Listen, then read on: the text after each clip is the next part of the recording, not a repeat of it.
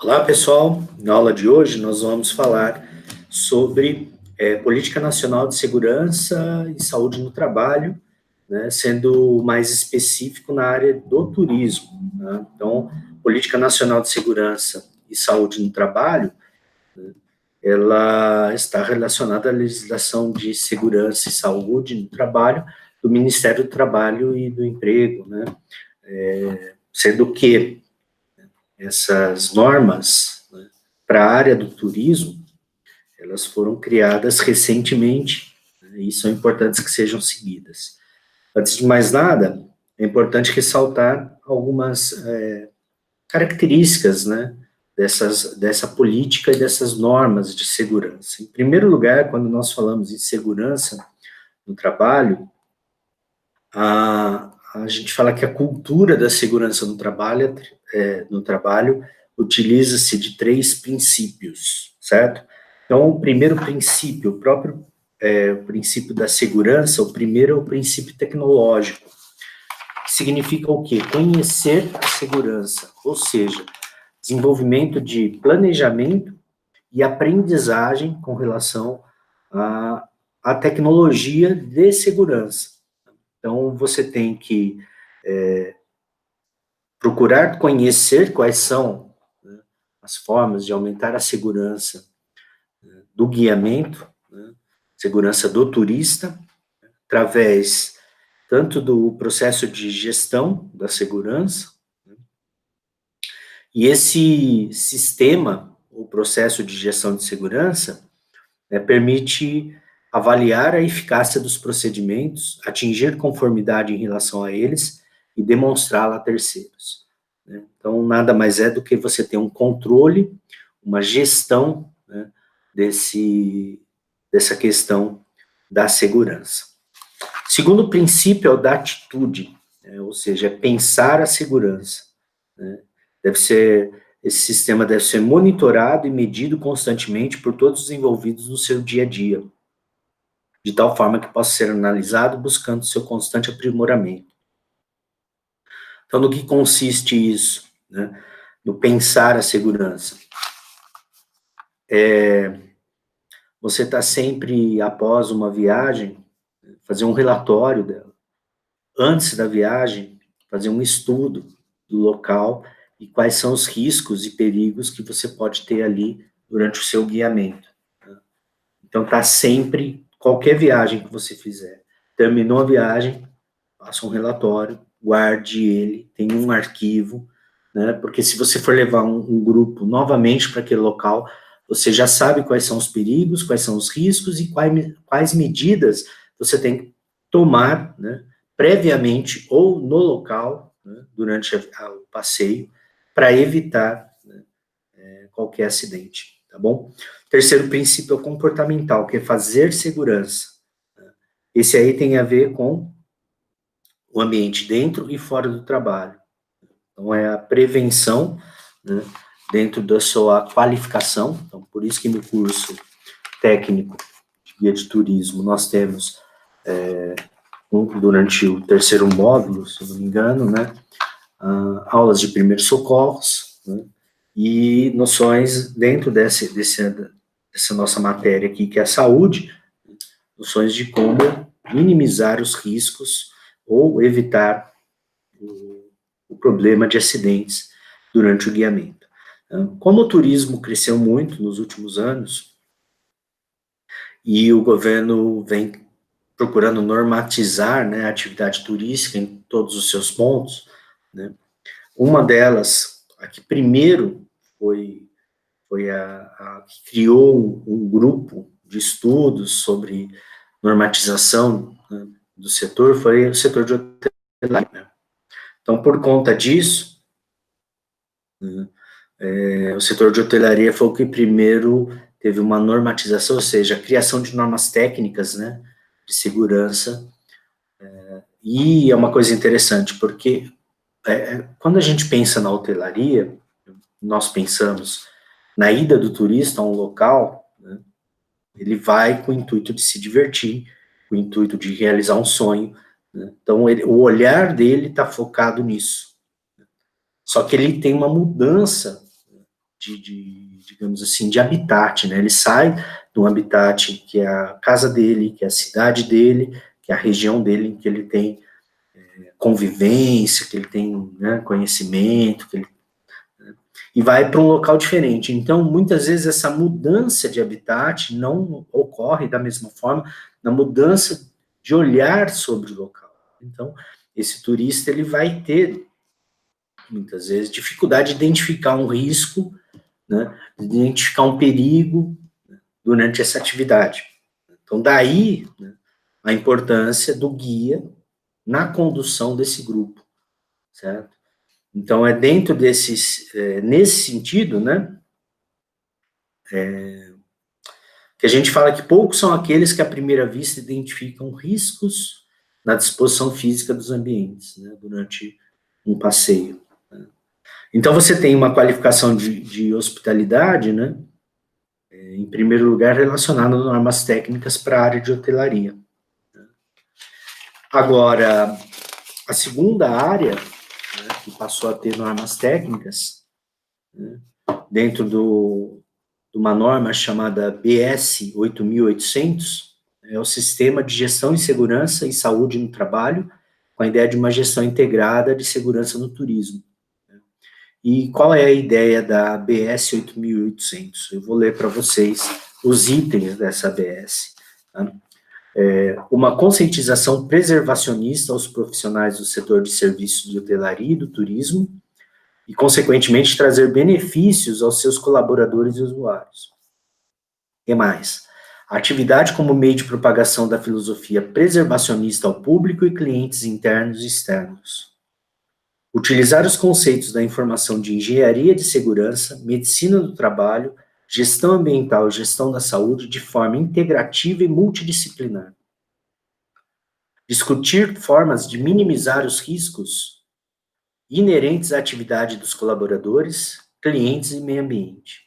E indicar meios para melhoria do desempenho dos negócios, imagem positiva do mercado, atrelada à responsabilidade social. Tá? Então, olha só, é um sistema de gestão de segurança, essa BS 8800. Por conta disso, foi criada uma norma técnica para o turismo de aventura, condutores e competência de pessoal. Então, toda vez que você for levar um grupo para um local que tem algum tipo de atividade, né, relacionada ao turismo de aventura, nem que seja uma caminhada, né, você tem que seguir a BNT NBR 15285. O que diz isso? Né? Na condução dos clientes durante a atividade do turismo, existem procedimentos comuns a qualquer atividade praticada no que se refere a competências básicas do condutor. Então, quais são essas competências que o guia tem que ter e seguir durante a condução desse grupo? Então, eu vou ler para vocês, que são várias, e são importantes que você tenha ciência disso, e durante o seu guiamento você respeite isso. Então, cumprir a legislação específica da região que atua. Você tem que procurar, por exemplo, se você vai para Brotas, a legislação municipal exige a utilização de determinados equipamentos de segurança nas atividades. A legislação local exige guias locais, né, especializados nos tipos de atividade. Então, se é o rafting, tem que ter um guia especializado nisso, com equipamento próprio, né? Se é o trekking, também, né? Se é uma outra atividade, como a tirolesa, então tem que seguir as normas técnicas de segurança do equipamento, da pessoa que vai colocar o equipamento no turista. Então, tudo isso tem que ser visto pelo guia responsável pela excursão. Você não pode deixar de ver tudo isso. Assim como o guia, né, antes de colocar o pessoal no ônibus, né, ele tem que checar as condições básicas do ônibus, pneu, ele tem que checar a documentação com o motorista, tem que ver a habilitação do motorista. Pode parecer chato, mas você tem que fazer isso. Se você é um guia, né, cadastrado, você responde por tudo ali. Então, não tenha vergonha. Você tem que chegar para o motorista e falar, por por favor, eu preciso ver a sua habilitação está em ordem, a documentação do ônibus está em ordem, eu vou dar uma olhada de forma geral no ônibus, se tiver qualquer coisa, a gente comunica a garagem e pede um outro ônibus. Né? Então, o que você olha? Vai olhar, né, os pneus, vai olhar se todos os bancos estão com cinto de segurança. Então, por isso que é importante, uma dica, você vai viajar com um grupo, combinou de sair com o grupo às 7 da manhã, pede para o ônibus estar lá por volta das 6h30, e nessa meia hora em que o pessoal tem para chegar, você aproveita aí uns 15 minutos e rapidamente checa tudo isso, antes de colocar o pessoal dentro do ônibus. Bom? O que mais? Planejar a atividade desde a escolha e preparação de itinerários e planejamento de rotas usuais e alternativas. E medidas de emergência ou planos de emergência. Medidas de emergência ou planos de emergência é uma coisa importantíssima para o guia. Então, antes de você levar o grupo, né, nós já conversamos isso em aula, é importante que você faça o seguinte, qual vai ser o roteiro? Quais são os tipos de riscos ou perigos que eu posso ter nesse tipo de atividade? E já ter um plano, né, de ação, né, de emergência. Um PAI, tá? Plano de ação de emergência, ou seja, onde está o posto de saúde mais próximo, né? Em caso de necessidade, como que eu faço, onde eu deixo o grupo, né, para levar esse turista que precise de um atendimento médico. Então, você tem que ter planejado tudo isso. Decidindo, inclusive, sobre a alteração da programação em função de perigo ou risco. Vamos supor que você vai levar um grupo para fazer uma caminhada, mas aí começa chovendo. Você vai ter que ter um plano B, você tem que ter, né, uma outra atividade para colocar esse grupo sem ser na chuva. Senão você perdeu, né, aquele sentimento de segurança, né, no guia que o grupo vai ter. Então, você sempre tem que ter essa ideia, né? Eu tenho que ter um plano B aí. Ser capaz de aplicar técnicas de orientação e navegação, como leitura de pontos cardeais, interpretação básicas de cartas topográficas, mapas, legendas e simbologia, escala, curva de nível, utilização de bússola e orientação por sinais naturais, exemplo, rios, montanhas, ou seja, daí a importância, né, no curso de guia de turismo nós temos a aula de geografia aplicada ao turismo, que é para isso. Então, você tem que ter noções. Vou dar um exemplo, se você entra com um grupo numa mata, né, do tipo Mata Atlântica, floresta tropical, né, é uma floresta que a luminosidade dela, ela diminui com 2 horas anteriores ao pôr do sol. Né? Então, se você entrou com um grupo para fazer uma caminhada, né, e você sabe que o pôr do sol naquele dia está previsto para as 18 horas, vamos supor, quando for por volta das 16 horas, dentro da floresta você já começa a ter menor luminosidade, ou seja, já é importante, nesse horário você já está saindo, já está retornando com o grupo, de preferência já está até saindo, né, desse passeio, para não correr o risco de perder, né, a luminosidade e atrapalhar o guiamento e, tá, ter algum tipo de problema, tá bom? Legal. O que mais? Garantir o uso adequado de equipamentos. Tá?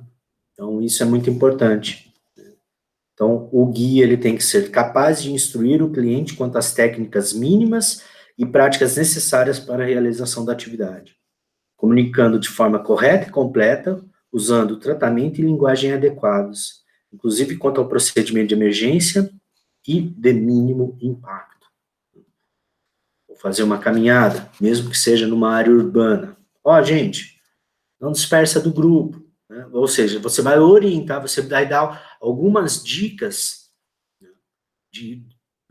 dicas assim, que na verdade são práticas que o grupo tem que ter junto com você para que tudo ocorra bem, tá bom? O que mais? Assegurar o bem-estar e a segurança dos clientes, sendo capaz de gerenciar perigos e riscos. Tá? Ou seja, o guia de turismo, quando ele está conduzindo um grupo, tem que estar atento a tudo. certo? Tem que estar prestando atenção em tudo, né? E sempre antecipar-se do problema. Por último, prevenir impactos ambientais e sociais decorrentes da atividade, promovendo práticas de conservação durante a atividade. Então, orientar o pessoal a não jogar lixo, né, de preferência, dependendo da situação, já entregar uma sacolinha para os turistas, para que eles coloquem o seu próprio lixo, guardem e depois coloquem no lugar correto, tá bom? Então, essa aí são as aulas, são as dicas da aula de hoje, né, em que nós vimos que há uma normatização no setor de turismo, né, um relacionado ao setor de hotelaria, que foi o primeiro, e o segundo, ao turismo de aventura. Mas que essas duas normatizações podem ser aplicadas para qualquer outro tipo de atividade turística, que não seja especificamente o turismo em hotéis, resorts, quanto o turismo ao ar livre. Tá? Então, mesmo que seja um turismo de eventos, ou turismo relacionado, né, a compras, tem que seguir essas normas técnicas, tá bom? Legal, gente? Obrigado e até a próxima, tá?